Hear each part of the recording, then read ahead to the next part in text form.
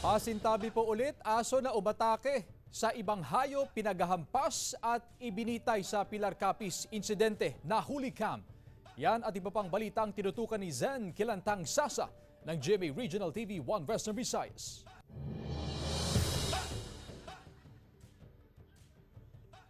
Makikita sa video na inupload ng Rojas Animal Welfare Society sa Facebook page nito ang isang aso na nakabitay sa poste ng basketball ring.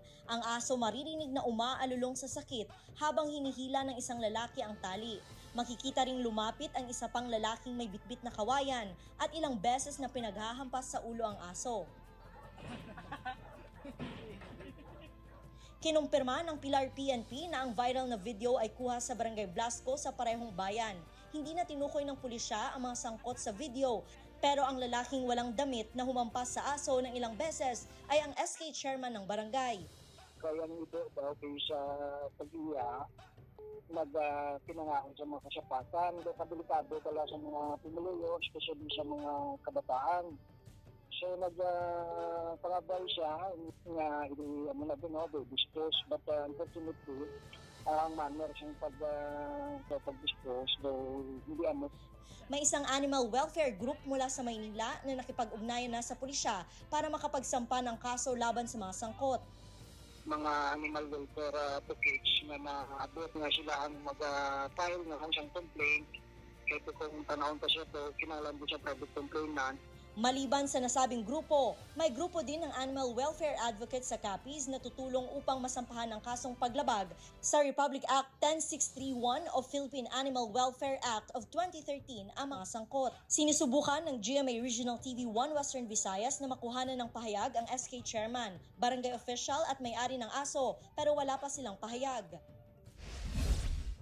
Sa Iloilo City, patay ang 5 kambing na alaga ni alias Noynoy nang pagbabarilin ng mga ito ng kanilang kapitbahay gamit ang airgun sa Balantang Haro. Ayon sa may-ari ng kambing, dahil sa matinding init ng panahon, pinakawalan niya ang mga alaga hanggang sa makapasok ang mga ito sa bakuran ng bahay ng pamilya ni alias Juan. Nasira raw ang mga tanim na gulay ng suspect matapos kainin ng mga kambing, kaya niya ito pinagbabaril gamit ang airgun. Nagaygot sa Monlote. So lang kay grabe ang init, ginbuyan niya, muto nakita gro katagi piyak balay, pinagtiro ya. Hindi na humarap sa kamera si alias Juan pero ayon sa kanya, ilang beses nang pinagsabihan ng kanilang mga tauhan ng may-ari ng kambing, ngunit patuloy pa rin nila itong pinakakawalan.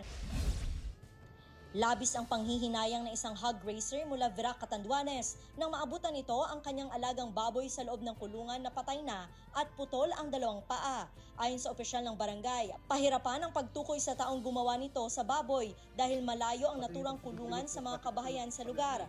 Hindi rin daw ito ang unang beses na may nangyaring pang-aabuso sa mga alagang hayop sa lugar. Kinondena naman ng Animal and Human Wellness Society ang nangyari. Samantala, tiniyak naman ng Municipal Agriculture Office ang tulong sa apektadong hog racer. Mula sa GMA Regional TV 1 Western Visayas, Zen Kilantang Sasa, nagbabalita para sa GMA Integrated News.